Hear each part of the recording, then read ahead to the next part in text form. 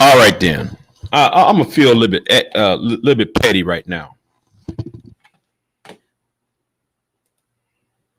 I'm gonna feel a little bit petty right now. I'm gonna excuse me. I'm kind of petty. I'm feeling petty tonight. In the words of Maurice Delk, I feel petty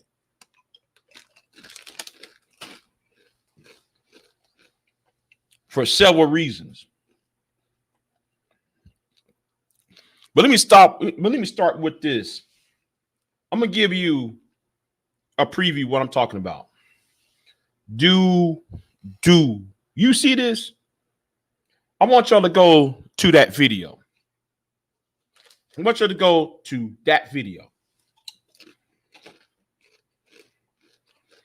And the reason why I'm telling y'all to go to that video, because Steven Crowder has the ability to get away when debating certain people. And the reason why Steven Crowder gets away debating people is because he likes to debate people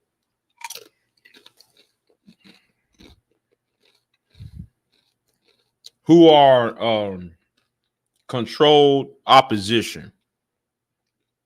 Steven Crowder loves to debate people that he knows that are controlled opposition, people who will give him ammunition, an enemy that will give him ammunition on the battlefield. That's kind of like somebody. It's kind of like you sending in a invasion force.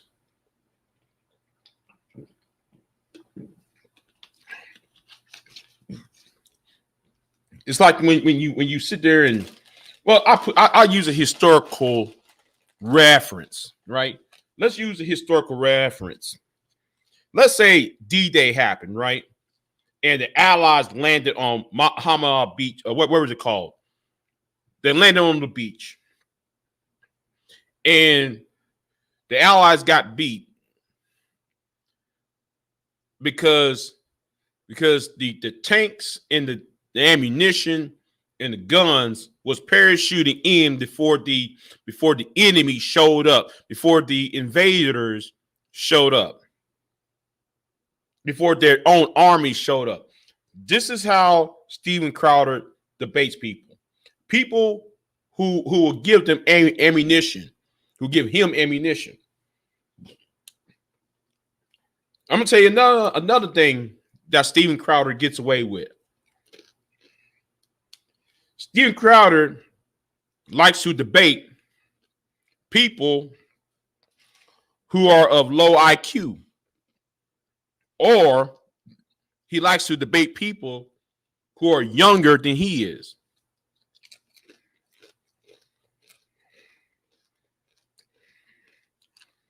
That's why you see Steven Crowder. That's why you see Steven Crowder debating college students. Steven Crowder is 33 years old. The man's 33 years old, and he spent his time debating freshman and sophomore college students. He goes around the country. He goes around America, in the United States. He goes around in Canada, trying to debate college students. But I'm gonna let you know something. He's scared of Sam Seder. I think that if he pronounced his name right.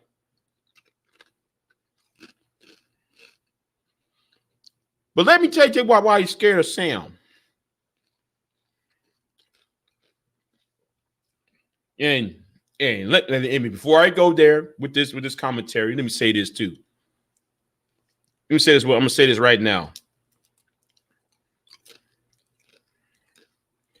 Don't you ever accuse H3 of trying to ambush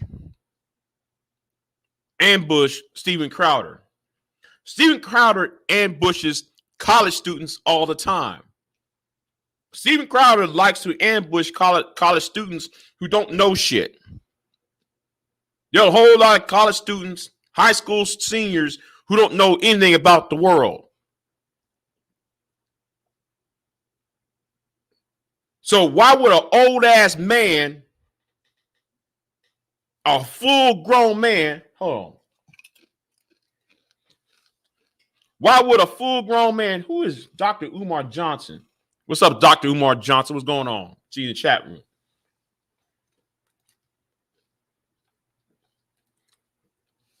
But why would a full grown ass man try to debate a kid? But when a grown man who's old enough to be your daddy, now Sam is old enough to be Steven Crowder's daddy. Sam is about, what, 50 something, 50, 55 years old? Steven Crowder is 33 years old. He's old enough to be his daddy. So Steven, why are you so damn scared of debates now? Somebody needs to start asking Steven Crowder, why are you so chicken shit when it comes to debating somebody? Somebody need to ask that question.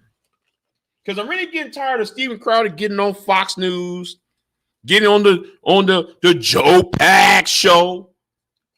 I'm so tired of him showing in Right Ring Radio act like though he's doing something for America, right? But then though he cowers in fear when somebody read his game. Somebody needs to sit there and ask that question. You know what?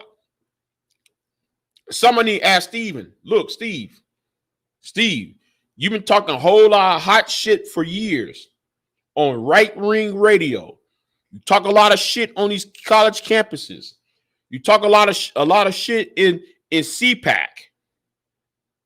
You talk a lot of bullshit on CPAC. Well, Steven Crowder, when a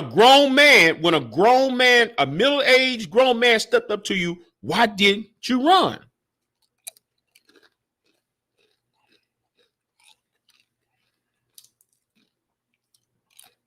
Why did you run?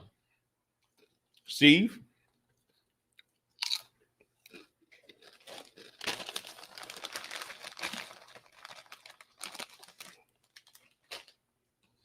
That's the question I want somebody to ask.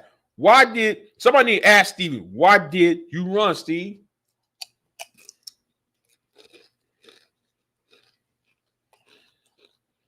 What about all the racist stuff you have said, Steve?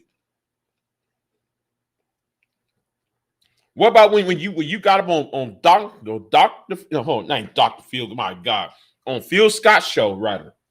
Hold on. Let me put this back up. When you got up in this guy's, when you sit there and try to debate the Advice show, that was one of the most embarrassing things I ever watched. I was embarrassed in watching that. That thing was just embarrassing. Phil the Advice show should never talk about white supremacy. He should never talk about the white man. He should never talk about nothing at all. What's going on, wacky world?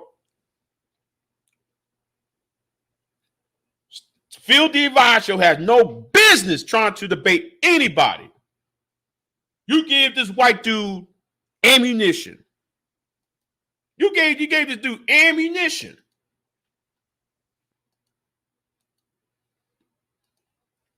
You give him ammunition.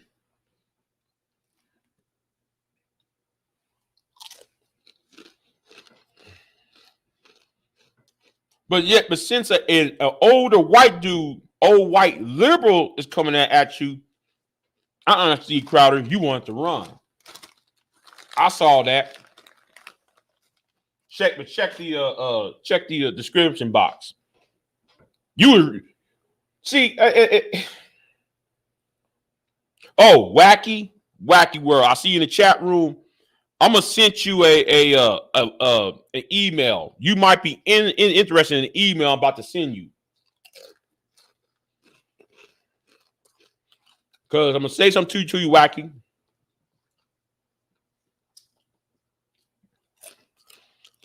Say something to you, Wacky.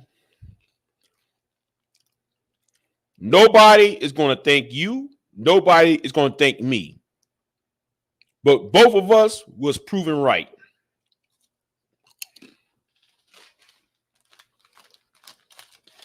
So after I'm done with this live stream, Wacky, I'm gonna send you email. Hold, you know what? Fuck it.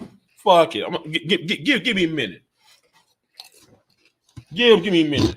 Let me go ahead and find that. Let me find your email real quick and email you this.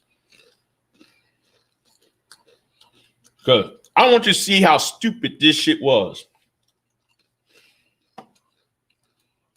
And I talked about it in my live stream I did earlier today. Or I should say yesterday afternoon. Yesterday afternoon, I made a live stream talking about what went on Saturday. But you and I me and you had got raked over the coals over that dumbass shit.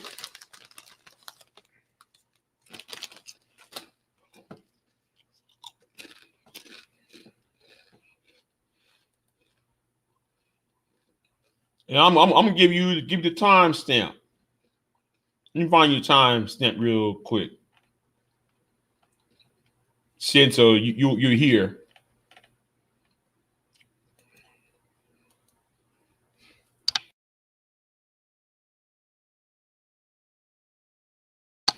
Hold on. Let me do this real quick.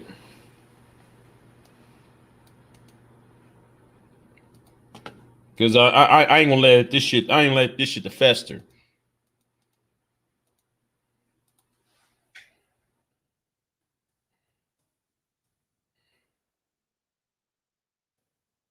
Because all that shit that went on and proven right, and people I want to act like though, we apologize, Big J. Man, fuck y'all.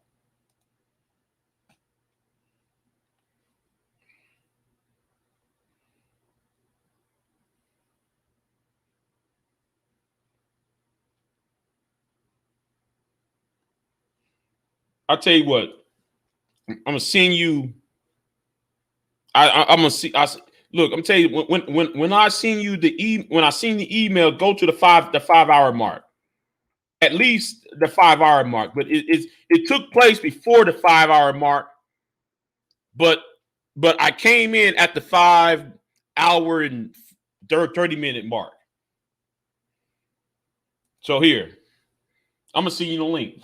No, I'm gonna send you the email. I just sent it.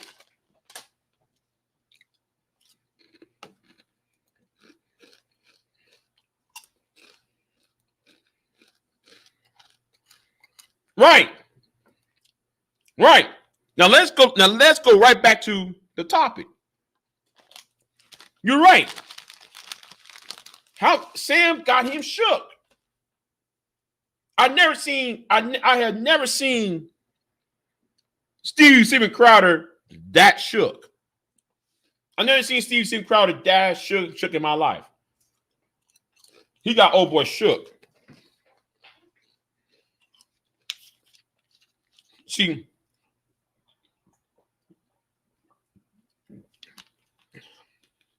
and here was the thing though about that shit, right?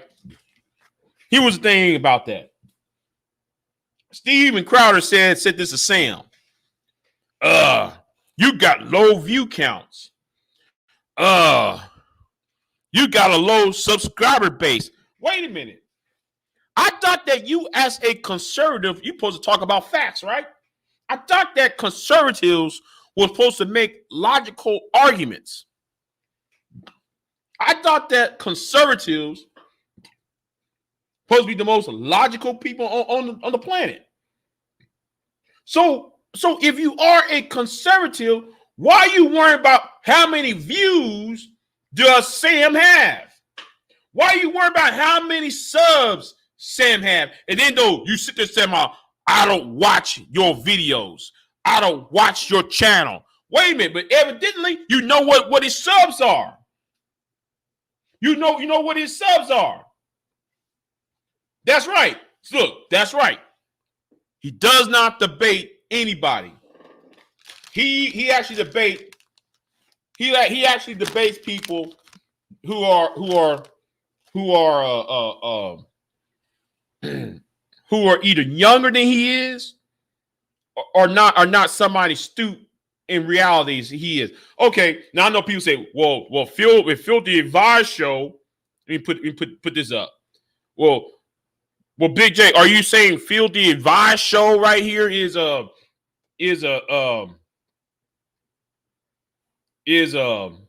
younger than he is? No, Filthy Advice show has a limited worldview. He sees everything in a racial dynamic. He doesn't see the world in human to human relations. He only cares about he's in that pro-black bullshit that a lot of these pro-blacks they're so limited, in their mindset. So that's why he easily defeated Filthy Advice show.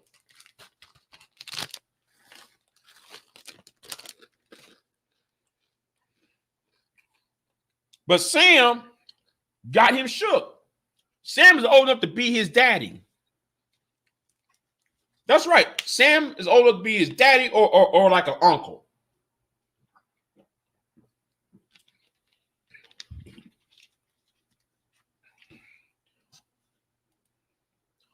Well, I'm gonna say right now, though, base proletariat. I happen to agree with you on that.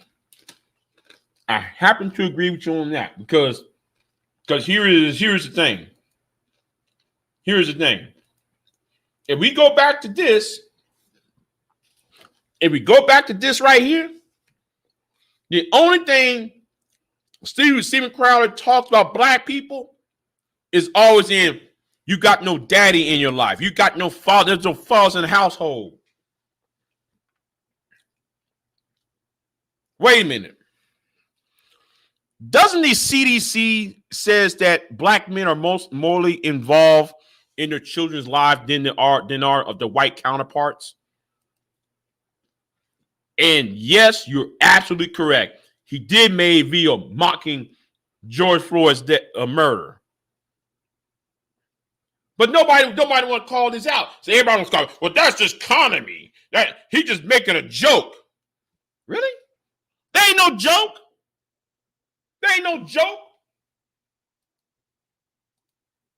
You see, let me say something to these so-called black YouTubers.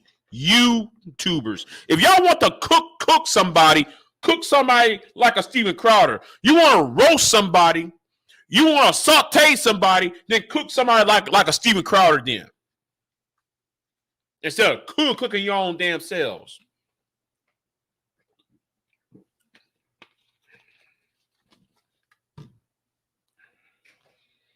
And then though, I get so tired of I'm so tired looking at people like Brandon Tatum and Candace Owens gathering around somebody like the Steven Crowder, Tee and Ha Ha. Now I'm being PG-13 for this. I'm being PG for this live stream because I would like to go all in. I would like to go all in like I really want to. But I'm trying to change this. I'm trying to change the format of this channel. So I'm going to change the format of this channel. So therefore, that's why though I'm not going all in like I really want to go all in on Steven Crowder. I listened to Steve Crowder on Joe Pags at one time talking about, yeah, doing all these slide jokes. That's right. Base proletariat. That's right. He knows Settler would destroy him. And I've been waiting for somebody to come out the woodwork to get at Steve Crowder. I've been waiting for somebody to do that. Because it's high time for it to happen. Talking about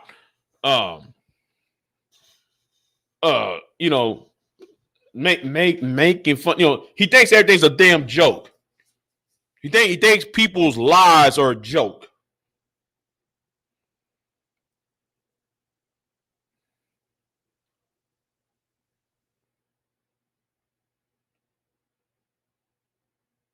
So he is scared of Sam Seder, wherever his name. How old do you pronounce his name? Is Seder or is Settler? Can somebody please tell me what is how you pronounce his name? But like I said, he is scared. He's scared of Sam. Steven is scared of Sam, and it shows because Steven supposed to do this. Steven likes to go to these college kids and talk about these college kids are emotional. They're irrational. Well, when Sam showed up, wasn't Steven being irrational? Wasn't Steven being emotional? Wasn't Steven acting like a female, quote unquote, like a female? I'm using that term female not as a negative. In this, I'm using quotation marks around the word female because they like to do this whole women are all too emotional. So forgive me by me being a little bit politically incorrect. I'm just using their own logic against them. They say the claim that the left doesn't want to debate. I'm gonna say right now, base proletariat, I'm not of the left. I'm not of the left, but I see a whole lot of holes in Stephen Crowder's argument. I'm not leftist, but I see a lot of foul shit that many conservatives have.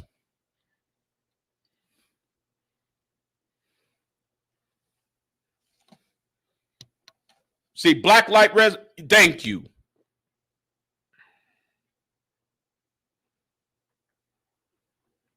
Thank you. Yes, he made fun of black farmers receiving the money that was supposed to be given to them back in 2004, something like that. Is Cedar. Okay, Cedar Wood. Okay, Cedar. Okay. Cedar, like Cedar Wood. Okay, thank you for that. Cedar. Okay. Like wood. Okay. Oh, but anyway, where was that? Yeah, but then sit there and complain about racial critical race theory.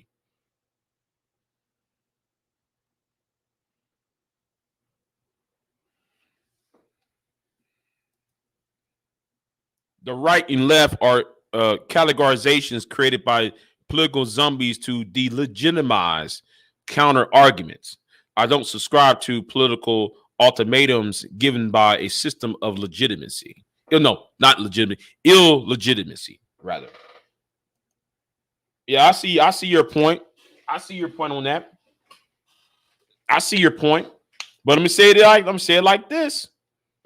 I'm enjoying that shit. I'm actually enjoying Stephen Crowder getting his justice deserved by Sam Seder. I am enjoying it because it's high time for that to happen.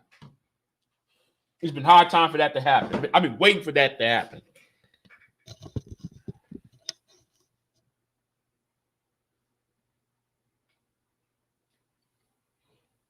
I've been waiting for that to happen for a long, long time.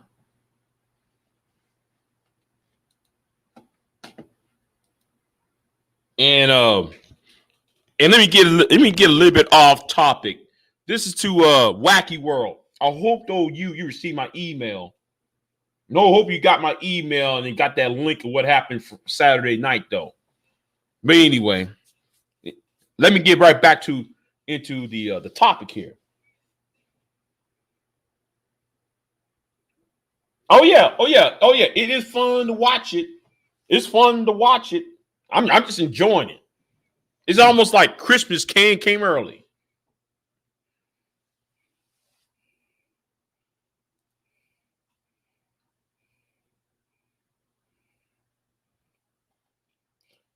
Okay. What? Let me get a little bit off topic here because this right here is a personal issue I got to resolve. Hey, Wacky. Okay, watch it from the okay. Some of it actually begin on the 4 hour mark, but stay on the 5 hour mark because this happens because what happened proved everything I've been saying. Anyway, let me go back to here. Let me get back to. Dude, you're right. Steven Crowder got punked out. He got punked out. I'm sitting there like, what? You got punked out over the debate? But I'm waiting for somebody to come after Ben Shapiro.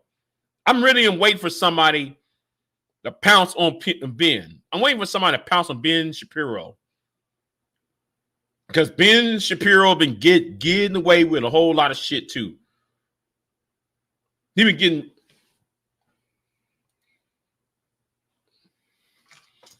I've been looking at Ben Shapiro should be the first one to get got, but man,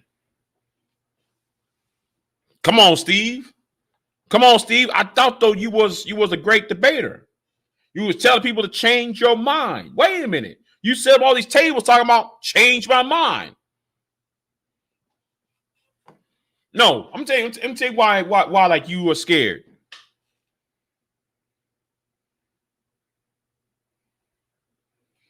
Right. This right here is absolutely correct. Those kind of like Crowder, Tim Pool, Shapiro, Bill Maher. Well, I don't know about Bill Maher. I mean, Ben Mayer or Ben Mayer. Okay. I don't know who Bill Mayer is. Ben Maher is. I don't know who that person is. But they can't debate facts. They create talking points and repeat them. Can't hold them up in an informed debate against an informed opponent. Yeah, and I get so tired of people who try to debate them. They don't know how. Bill Maher. Okay, him. Let me say about this. About him. I have to agree with him about that movie that came out called In the Heights. I have to agree with Bill Maher on that. I have to agree with Bill Maher on that. And here is why. You can't enforce representation into everything. You can't force a demographic in a movie. Now there is some controversy about the movie In the Heights, where the movie is about this is a musical, and it's supposed to be the cast of the movie or of the play that turned into a movie is centers around a Dominican community in New York, right? Washington Heights, I think that is in New York. And I'm sitting there thinking, like, this is not, the whole colorism thing. Oh, it's about colorism. Okay. So you say it's about colorism. Okay. I don't know. See, I don't know. I mean, if you're in, yes, there are a lot of black Dominicans. I mean, I get that, the dark-skinned Dominicans. But my thing is, if you're, this whole issue of representation, when it comes to story making,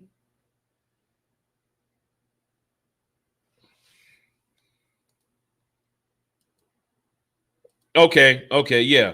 So yeah, I'm going to talk about this. See, the colorism debate is a highly contested debate within the black community. And somebody like myself who's in Texas, there is that that colorism debate in the Hispanic community, light-skinned Hispanics, the light green-eyed Hispanics versus the dark-skinned brown-eyed Hispanics. I see that going on in Texas, right? I see that going on, but it's not as prevalent. It's not as bad as the ones you see in the black community. Oh, you're light skinned, you're mixed, I'm dark skinned. But this could have went this debate. This debate and light and black light, I somewhat seeing your point. I am seeing your point. I'm kind of seeing your point in that. That's why though I'm on the fence on this one. That's why though I really don't want to touch it, but it's been nagging at me. And the reason why it's nagging at me is not what the Hispanics are saying. It's what Roland Martin did. Only reason why I'm talking about this because Roland Martin put out had old girl who was Puerto Rican, and I'm like, wait a minute. I'm sorry, but I know that Puerto Ricans are Hispanics and Dominicans are Hispanic, but why is yes Roland Martin put his 2 cents into it. That's why I just had to do a lie. That's why I had to bring it up now. I had to bring him now because Roland Martin just brought his 2 cents into this. But I'm like, this whole debate should have went a little bit better. You got people making insults to each other, making insults, and nobody. Okay, you saw that too. You saw that too on Roland Martin's channel. Yeah, I saw it because I watched it about 2 hours ago. I was like, what the hell?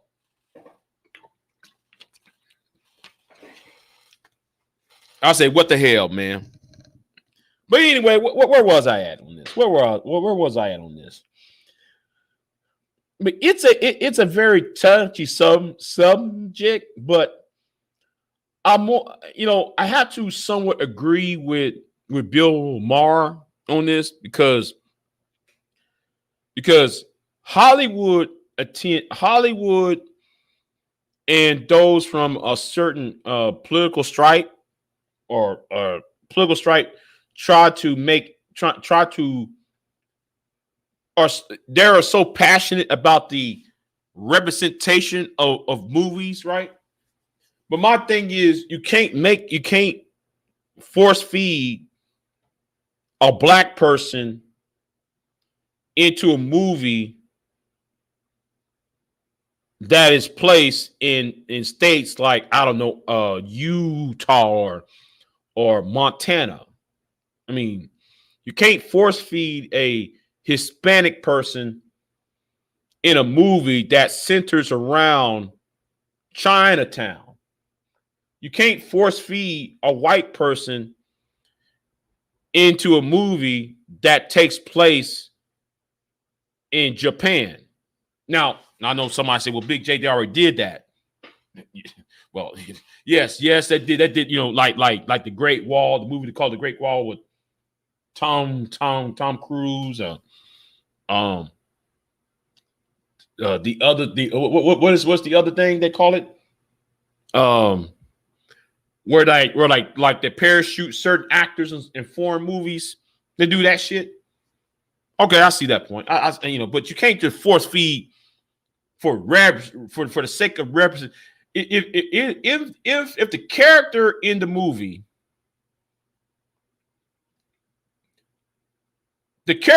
yeah, The Last Samurai. That's that. Thank you. I've got the wrong name. Thank you. The movie's called The Last Samurai. Thank you, base proletariat. I have a problem with that. I really do. I mean, writers should have the right to put whoever they want in their books or in their movies. I don't think Hollywood should just force feed people representation and diversity just for the sake of it. Oh, here is the co-host. What's going on, Pure Butterfly? What's going on, Pure Butterfly? I'm about to wrap this up. But anyway, where was I at? Yeah, you can't force feed people. You can't just force diversity. Now I know America's being more and more brown, right? We all see it. America is becoming increasingly more brown. But you can't do that. You can't.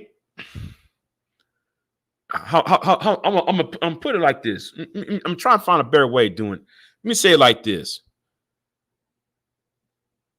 You can't. Storytelling should be for the sake of storytelling.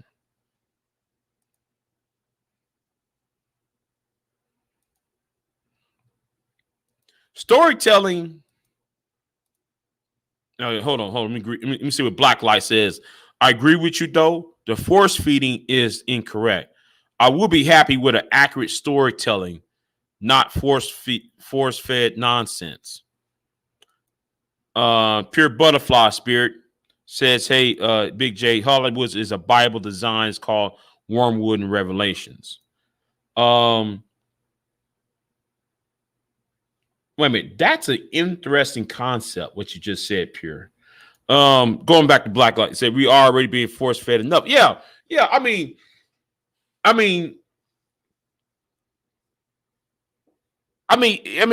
like some of our movies suck. I think though most of the movies we've seen. Okay, just use the movie A Quiet Place, right? Just use the movie the two Quiet Place movies, right? You can't force feed minorities. Now, yes. If you watch A Quiet Place Part 2, there are two black people in the movie. There's a black cop. Then there's the black guy who owns a radio station.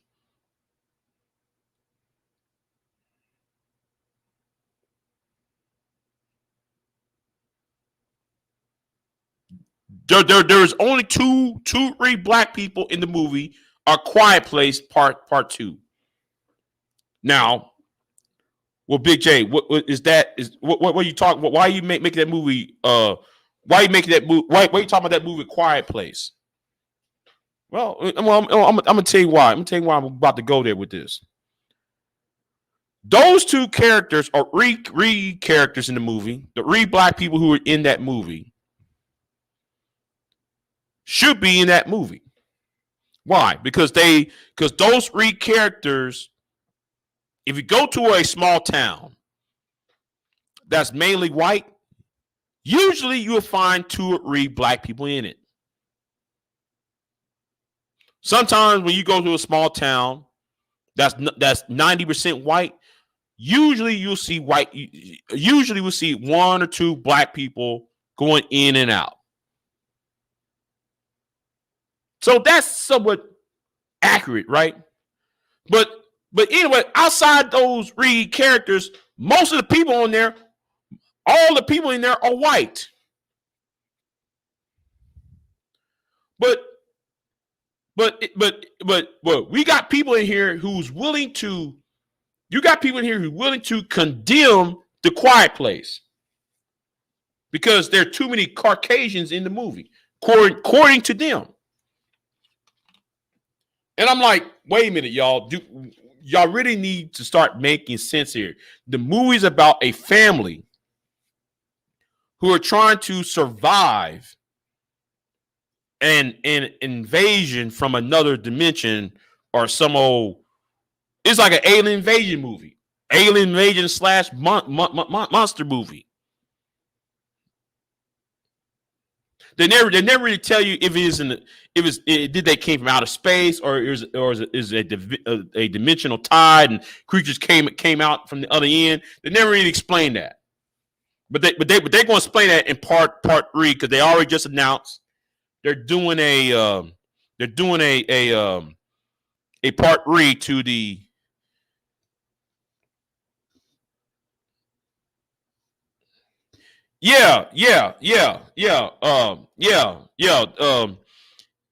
the aliens or the creatures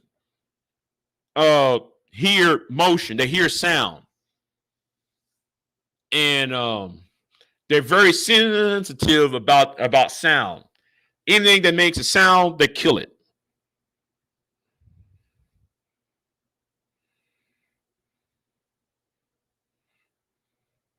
Well, because I saw the first. I was trying. I don't know though. They came out of an alien ship or it was some type of portal open up, and they just came out of it. I'm not sure about that.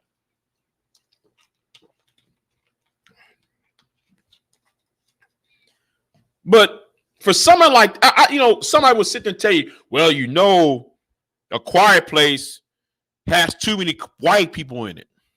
What? It's a movie that takes place in a rural area. If you go to most rural areas in America, most rural areas are white. Most rural areas are full of or have people who live there are white people.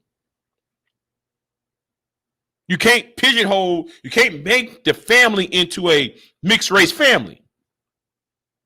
And this is what Hollywood does. Try to force people into things that shouldn't, that doesn't make any sense.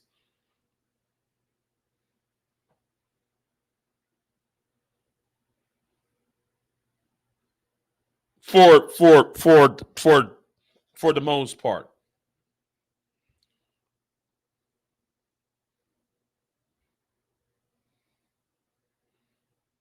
Hold on. Let me see what she says. Let me see what Pure Butterfly says. She says, I had a dream about more than 10 years ago. Well, she said 0, but I think she said 10. Okay. She said 10. Okay, good. Let me get back up here. I had a dream about something more than 10 years ago. Every time I dream something, Hollywood makes a version of a dream declared years later.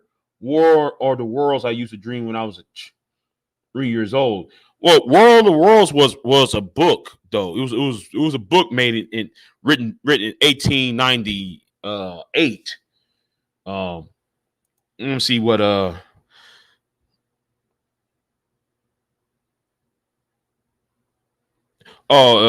Black Light Reservation says those areas out in the sticks have white people, read black people, and Hispanic people with 10 people in one house.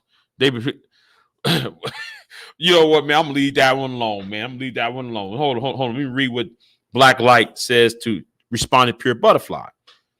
That's because Hollywood is based upon principles of reversal fiction, which is fact, and fiction is fact, and fact is fiction.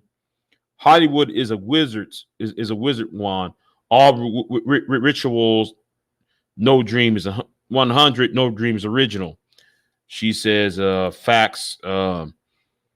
Black Light. He's laughing. Yeah, but okay. Yeah, okay. I see where y'all coming from on that.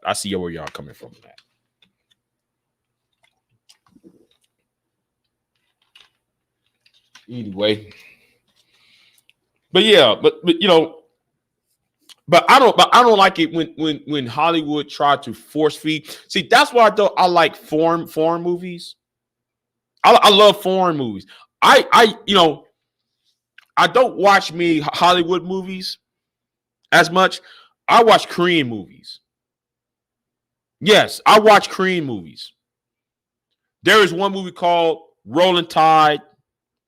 Watch that movie. There was one movie called The Great Battle. Those two movies are one of the best two movies I ever watched in 10 years. Rolling Tide talks about the Japanese invasion of Korea in 1495. Yeah, the year was 1495. Japan invaded Korea. 13 Korean ships face down, 300 Japanese ships, and the 13 Korean ships defeated the 14 the no not 14 the 400 Japanese ships. That movie and how he did it is actually historically accurate though. It's actually it's based upon real history how he did it. And it was no face-to-face combat. It looked like face-to-face combat, but he used the tide. He used the tide in the whirlpool. The whirlpool was moving. The tide was moving the 13 Korean ships around while the bombardment from the Japanese kept missing the boats. But anyway, that y'all need to watch that shit. That's one of the best movies ever made. The other Korean movie I like was called The Great Battle. It took place in the year, I want to say 500 or 400, 500. The year was 400, 500. I forgot what year it was, right? Where the Chinese emperor tried to invade Korea, and there was one little fort he could not destroy. Because they built the Koreans built like a underground trap, and the army fell into the pit, and the Chinese commander or slash emperor was wounded, and he decided to come. He decided to retreat back into China. That was a good movie to watch too, though. So I like watching foreign movies, though.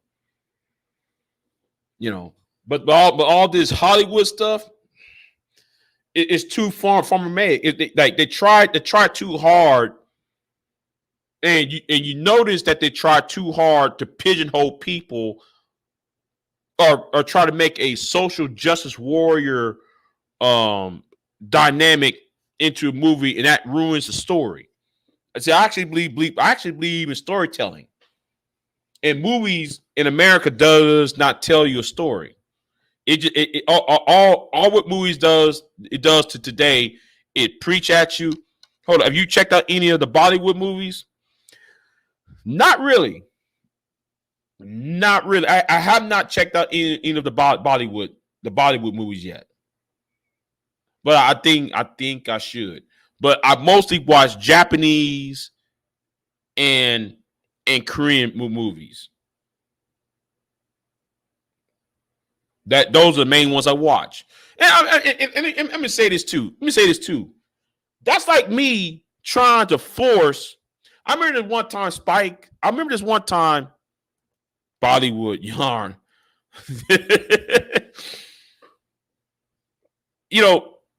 One thing though I don't like about, I remember that one time Clint Eastwood made a movie about he made two movies, right?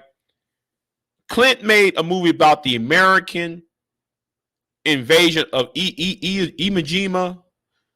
He made two movies. One is in the perspective of the American invasion. Then he made a second movie that was based upon the Japanese side of the story of the movie, and it was in Japanese language, right? Clint Eastwood made those two movies, right? Then here comes Spike Lee. Spike Lee said, well, there are supposed to be black people at the Battle of Iwo Jima. Okay, Spike Lee. Listen. Spike Lee called out Clint Eastwood out. This happened back, 2007, I think, 2006, 2007, 2008, around like at that time period. And I'm sitting there like, well, dude, do you realize that most of the people who rushed those beaches was white guys? Spike Lee.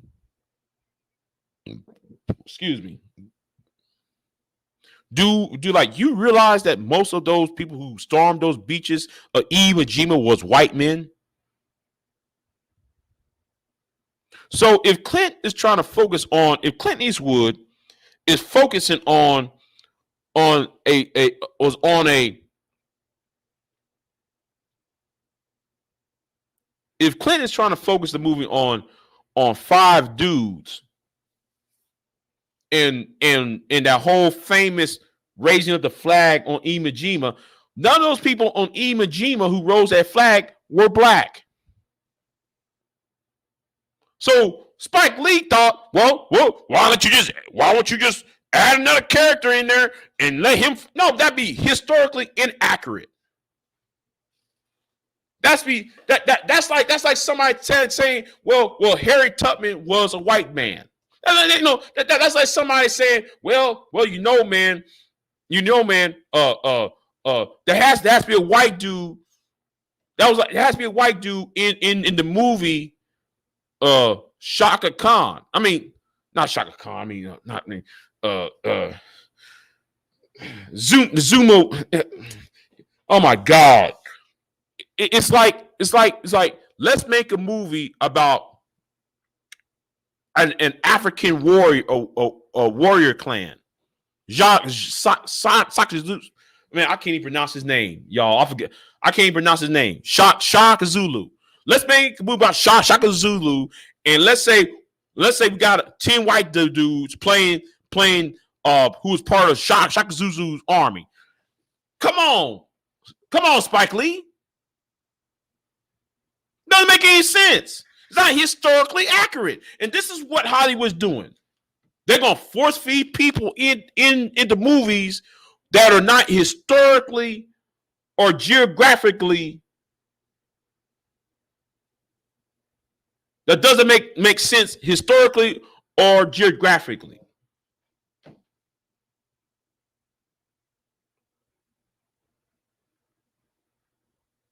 You're watering down the story. To do what? The role of Jesse Jackson is now played by Matthew McConaughey. Wait a minute. Matthew McConaughey playing Jesse Jackson? What? See, that's what Hollywood is going to do next. You already got it. You already got a white dude playing Michael Jackson. You already got a white dude playing Michael, y'all.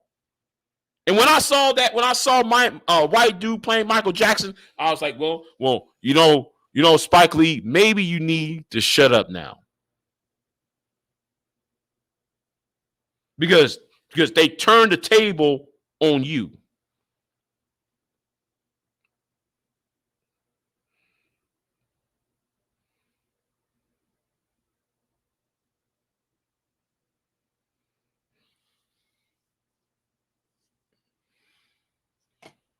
I can't stand that. And no, I'm not here to race bait. Let me say this right now. I'm not here to race bait. I'm not here to be, trying to stir up some racial tensions. I'm not here to sit there and try to be provocative. But Hollywood have done some foul shit. Hollywood have done a lot of foul shit in certain aspects in movie making. They've done a lot of wrong deals when it comes to treating, making movies. So, and I'm going to say this too. They're going to have a backlash. They're going to have a backlash in this. And and they don't know it yet. If they should learn their lesson during last year's well, I won't say during last year's issue. During last year's well,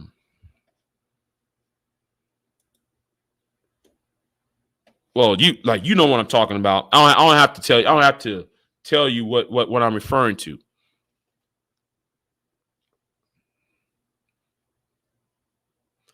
Edgar Gacy. You know what?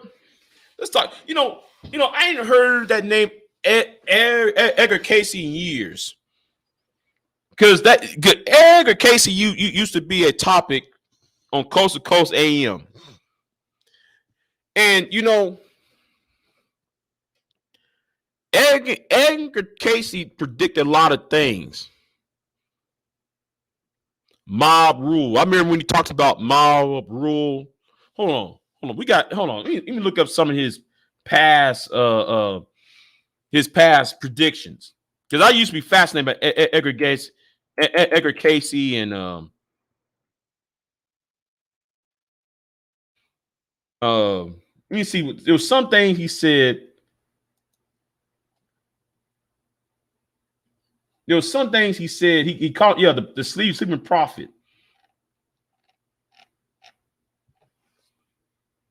Because he actually predicted the death. No, he actually predicted the civil rights movement. He predicted the assassinations of the 60s. He actually predicted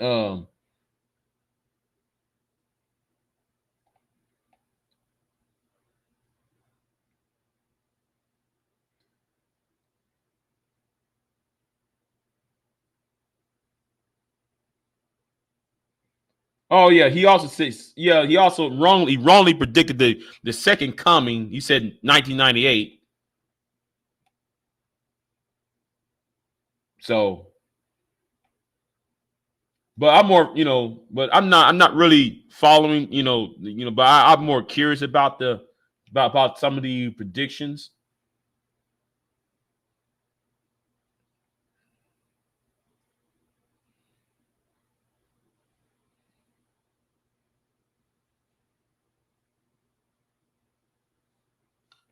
Anyway, where was I at?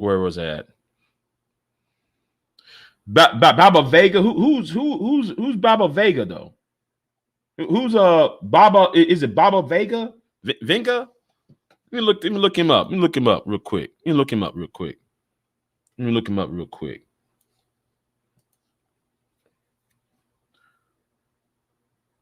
Oh, this person. Oh, this one's a Bulgaria person. Oh, what is it? She died in 1996. Okay.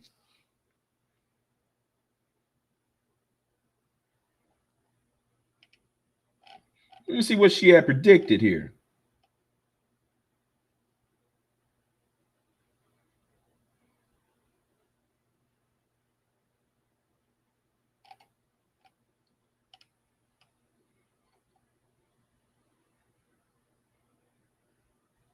Yeah, most of her predictions that deal with Russian and Eastern European stuff. Macedonia. Okay.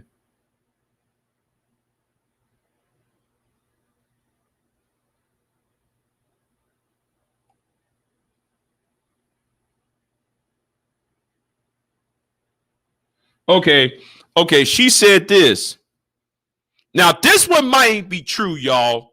This one, let me say, now she might be right on this prediction. She said in early 1993, she seemed to announce that the USSR will be revived in the first quarter of the 21st century, and Bulgaria will be a part of it.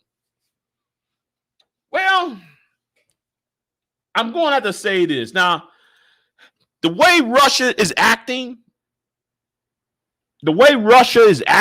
in Eastern Europe, well, she might be right on that. She might not be off on that. She might be a little off because I think the Ukrainians will be part of Russia again, not Bulgaria. But since Bulgaria is north of since Bulgaria is north of Ukraine, she's not far off. That's all I gotta say. She's not far off on that. She's not far off. She's not far off on that. Hold on. Let me see what the other prediction. She said this: at the beginning of the 21st century, humanity will get rid of cancer. I don't know about that one yet.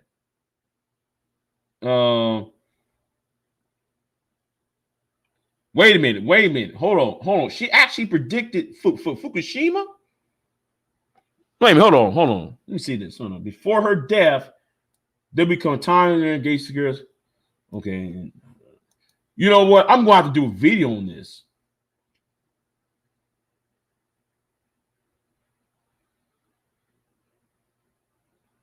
The Northern Hemisphere. Okay, hold on. Okay, she said this 2010 war. The World War would begin in 2010 and in October 2014.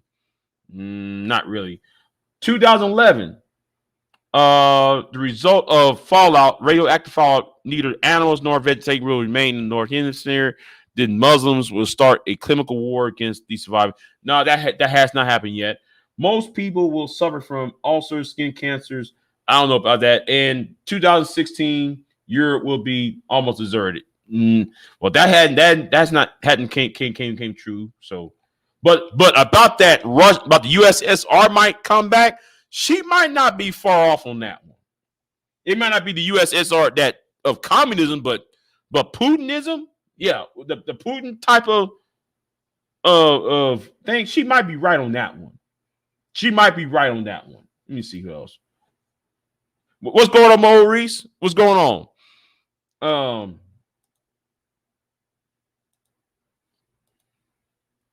Yeah. I'm going to research her though. Now I am familiar with Nostradamus though. I am familiar with Michael D. Nostradamus. I used to have I'm not a guy who studies this stuff, but I used to read a lot of Nostradamus predictions though. And his predictions are somewhat accurate. The man from the Rhine, that's Hitler, Napoleon, 9/11 can be predicted because if you have to input like this. The calendar of the calendar we have is called the Gregorian calendar, right? The Georgian calendar, right? The earlier calendars were a Julian calendar. So the years, because they added a couple more days into the year.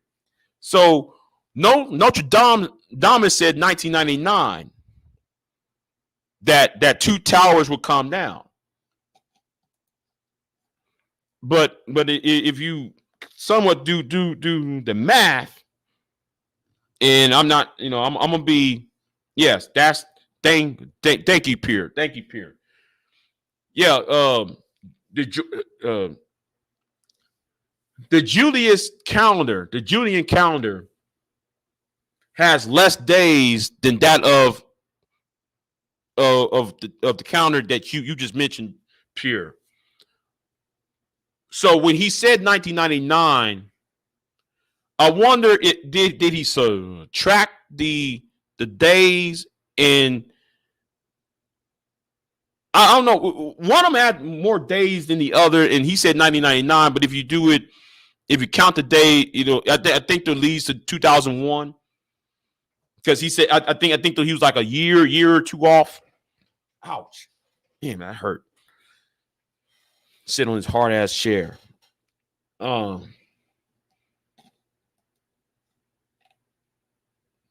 Yeah, I'm on. Yeah. That's Notre Dame. Who else? Who was that other one you said?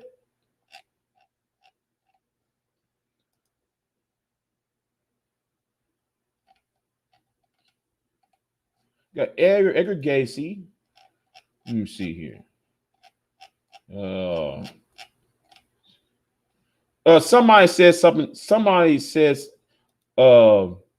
Somebody actually.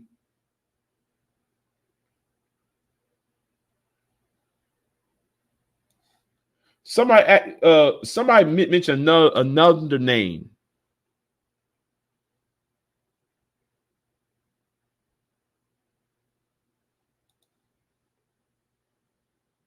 The two towers represent the twins from the Bible. Okay.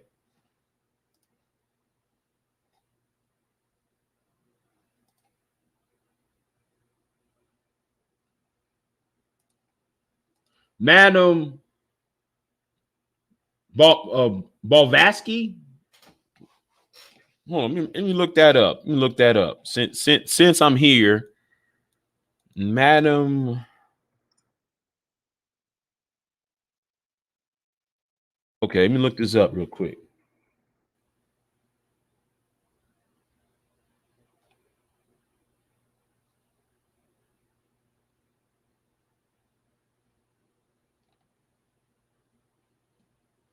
Okay, she died in the 1800s.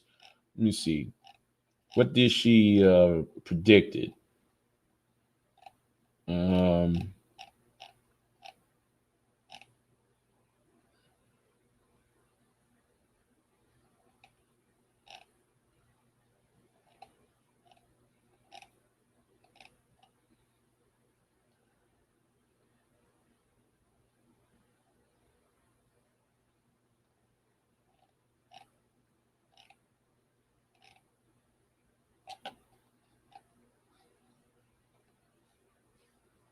I don't see her. What's her predictions though?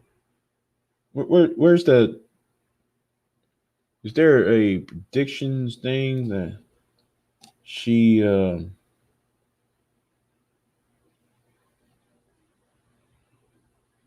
wish I just had the list of the things she had predicted on here. Let me see. Let me check the chat room real quick. Yeah. I never heard of her too.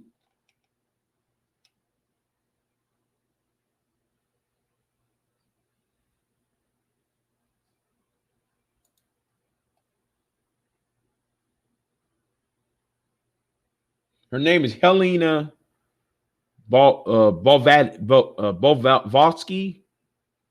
Bolvosky. I think it's Russian. So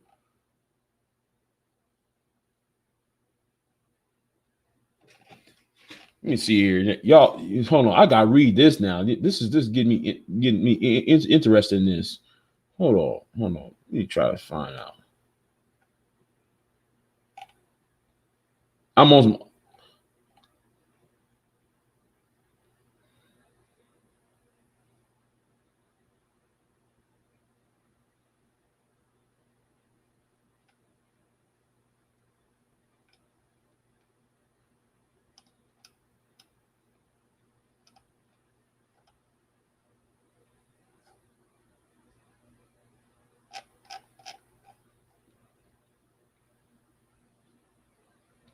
I'm going to read up on this because I'm trying to find what she predicted,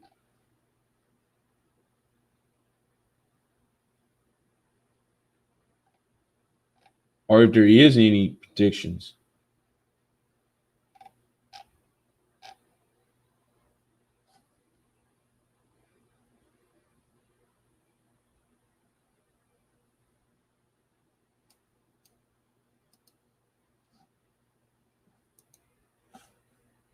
Oh, it was a secret. Oh, okay. She created an order called. Oh, okay. And it was a secret society. Oh, okay.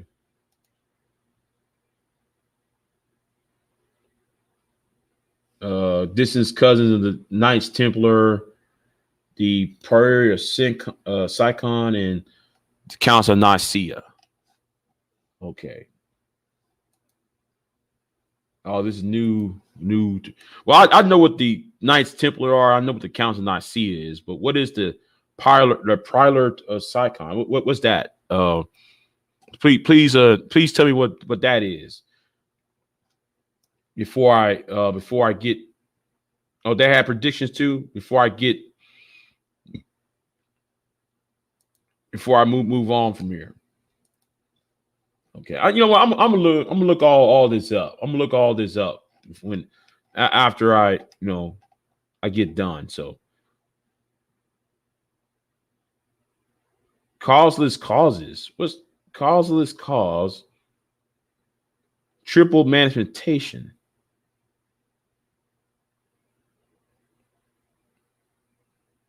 Okay. Okay. Well, All right. I'm gonna end this, y'all. I'm gonna end this. So I appreciate Pure Butterfly. I appreciate Black Light Reservations. Jersey Hammer, I see you in the chat room. Maurice, what's going on, Maurice? The culture of streaming politics and shit like this will eventually, yeah. Jersey, I think that we all, well, I won't say it, but back to Hollywood, yeah. Yeah, hey man, I appreciate it. I appreciate Black Light. I appreciate it. So I'm gonna get off of here. I'll see y'all next time. Like, share, subscribe, and yes, donate to my Cash App. Big J Text. That's my Cash App. Hold on, let me find my Cash App real quick. You can put the link to my Cash App. Put a link to my Cash App before I leave. If y'all want to. I ain't the one that like to. Oh, you gotta donate. Here's my Cash App. If y'all want to go in. This is my Cash App name. So there you go. That's my Cash App right there. Big J YT. That's mean YouTube. So anyway, like, share, subscribe. Yeah, 99 Pure Butterfly. I'm gonna get off of here. So anyway, I'm out. Peace.